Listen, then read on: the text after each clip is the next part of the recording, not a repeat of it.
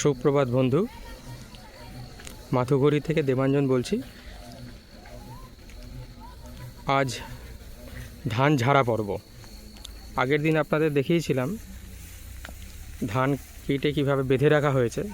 এই যে দেখছেন, ধান নিয়ে যাওয়া হচ্ছে মাঠ থেকে। ধানের গাছ বাঁধা ছিল, সেই ধানের গাছগুলো তুলে নিয়ে যাওয়া হচ্ছে যেখানে ঝাড়াই হবে। তো সমস্ত ধান একত্র করার পরই ধানগুলো ঝাড়ার কাজ শুরু হবে।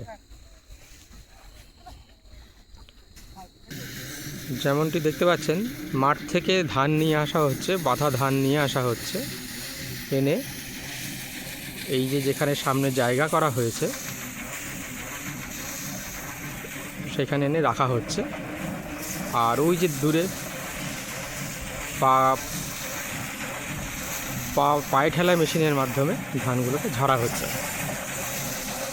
খুব বেশি পরিমাণে যদি ধান হয়, মানে অনেক জায়গা নিয়ে যদি ধান হয়, সেক্ষেত্রে তখন আর পা মেশিন ব্যবহার করা হয় না। সেক্ষেত্রে ইলেকট্রিক মেশিন অথবা ধানের গাড়ি আসে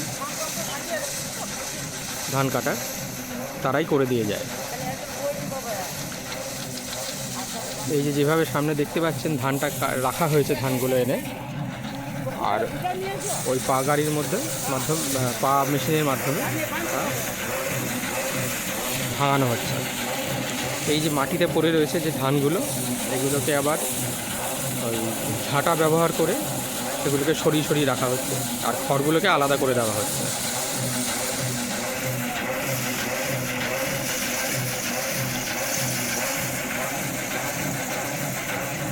এইভাবেই ধান গাছ থেকে ধানকে বের করে নেওয়া হয় আর খড়গুলোকে আলাদা করে দেওয়া হয়।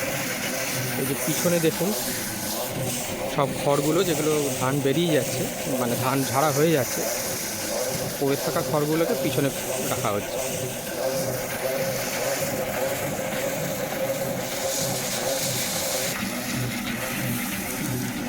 যখনই কিছুটা ধান সামনে জমে যাচ্ছে, তখনই তা ওই যে ঝাঁটা ব্যবহার করে তা সরিয়ে দেওয়া হচ্ছে। ওই ঝাড়ার সময় কিছুটা খড়ও সামনে পড়ে থাকছে, সেগুলোকেও ঠেলে ঠেলে দূরে সরিয়ে দেওয়া হচ্ছে, যাতে ধানগুলো নির্বিঘ্নে, মানে ঠিকভাবে যাতে ধানগুলো একত্রিত হতে পারে। আর ওই যে দেখুন যেভাবে ঝাড়ছে, খড়টাকে ঠেলে সরিয়ে দেওয়া হলো আর ধানগুলো নিচে পড়ে যাচ্ছে মেশিনের মাধ্যমে।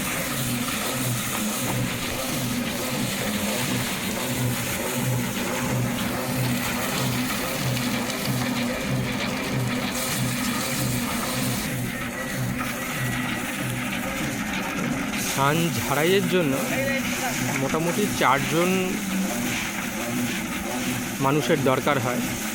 2 জন মেশিনে থাকে আর 2 জন যে ধানগুলো মানে ঝাড়া হয়ে গেছে সেগুলোকে গোছান, 1 জন খড়গুলোকে একত্রিত করেন।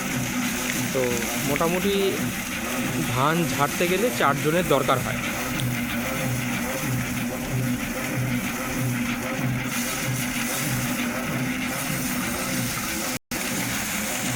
যখন সব ধান ঝাড়া হয়ে যাবে, সেগুলোকে তখন তারপরে বস্তাজাত করা হবে। বস্তা আগে থেকেই রেডি করে রাখা হয়েছে।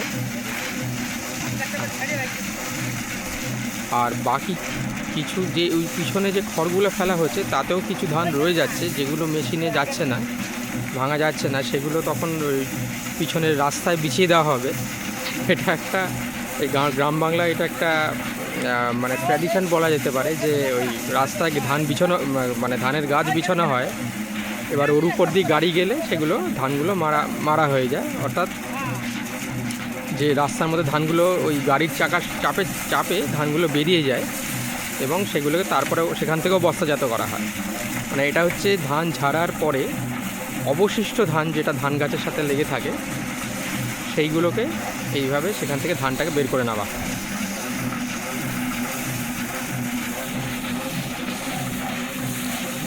আশা করি বুঝতে পারছেন আমি কি বলতে চাইছি। আর ভিডিওটি ভালো লাগলে একটা লাইক দেবেন আর সঙ্গে থাকবেন আশা করে। এখনকার মতো এখানেই শেষ করছি, ধন্যবাদ।